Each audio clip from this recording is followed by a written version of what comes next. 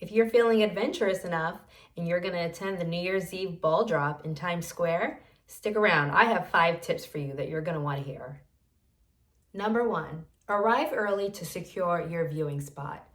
What you will see is that the New York City Police Department sets up various viewing areas throughout Times Square. You'll need to arrive early in the day and essentially go through a security checkpoint.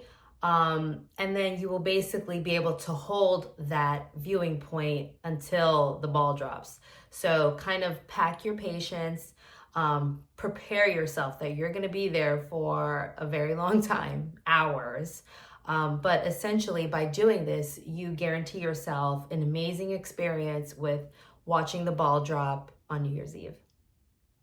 Number 2, have a game plan for which viewing area you would like to enter into. So for example, entrances are going to be at 6th and 8th Avenue, at 49th Street, 52nd Street, and 59th Street. So you're going to want to keep those entrances in mind, because there will be a certain point throughout the day where they will close those entrances and you will not be able to go into those holding areas for the ball drop.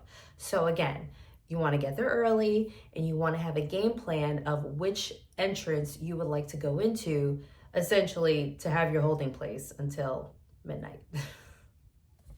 Number 3.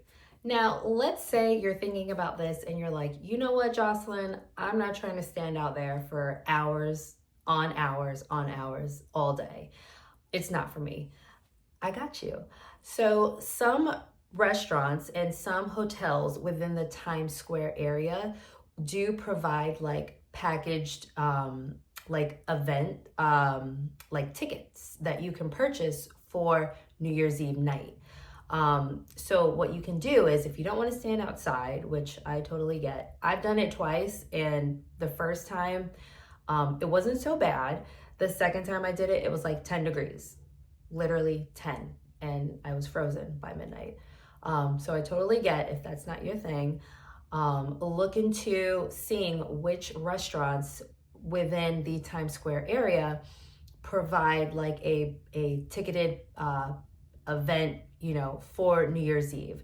That essentially will, provide you with a spot indoors. You won't be freezing. And, it probably will be an elevated price. Obviously, it's New Year's Eve. But, if the alternative is you don't want to stand outside, that's probably your next best option. Number 4, and this is going to sound like, duh, but hear me out. Dress warm and dress comfortable, especially if you plan to, wait outside for the ball drop in the barriered areas. Now, I already checked the temperature for New Year's Eve, and it's saying it's actually supposed to be in the 40s, which, to New Yorkers, that's nothing. Like, that's actually really comfortable. Like I just said, when I did it, when I was, waiting outside for the ball drop, it was 10 degrees. So I would gladly take in the 40s. But, some people who are out of town or just not used to that type of weather, I get it. So, just know before you go, dress comfortable, dress warm. Comfortable clothing, comfortable shoes, like I said, especially if you plan to stay outside, and wait for that duration of time. Because the thing is once you go into those holding areas, you're not going to be able to go back out and then come back in. So you want to just give yourself, the best, situation of kind of standing and waiting for that duration of time. Number 5, please be prepared for crowds. And I'm not even talking about like, typical like New York City, Manhattan crowds, like walking around. No, I'm talking about everyone from your mother, your father, your sister, your cousin, your neighbor. Everyone is going to be there. So, If you're already not really comfortable in like crowded situations, I would say give this a hard pass. Do not do it.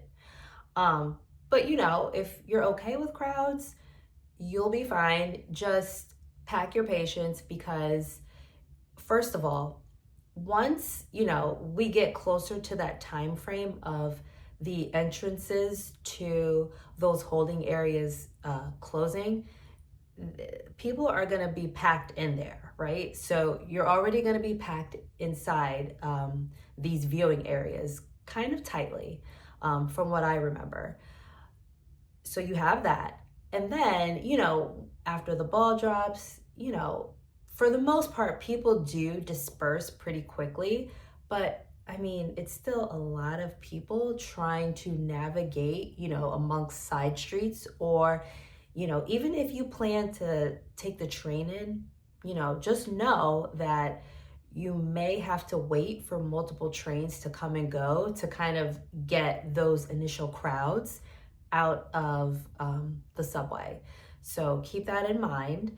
I'm trying to think what else. If you're gonna Uber it, definitely I would suggest to kind of like, once the ball drops, you're walking out of the side streets, I would try to get a few blocks away and then try to Uber, because it's just gonna turn into like, gridlock basically. There's just gonna be so many people trying to disperse out at the same time. So, if you're going into this and, you're fine with crowds, it's not going to phase you if you kind of already have this mindset. I think, some people, it kind of gets to them when, especially at the end of the night when everyone's trying to disperse. And I get it. You've been standing there for hours. You're probably irritable. You probably have to use the bathroom. You're probably hungry, cold, whatever. Just, remind yourself, like, obviously, like, thousands of people are going to be trying to exit along with you. So, that's just kind of going to be the trade-off. But, I will say, like I said earlier, I've done this twice. I do think if you are a New Yorker, or if this is just something that you want to do, it is nice to at least do it once, to experience it once. I did it twice, and both times it was an amazing experience. So, I definitely don't knock anyone that wants to experience this, but just kind of go into the evening with these expectations in mind. All right, guys, that will do it for my tips on if you plan to see the ball drop on New Year's Eve in Times Square, New York. I hope you found this video helpful. I just want to wish everyone a happy holidays, a happy new year, and with whatever you plan to do, I hope you have a great time.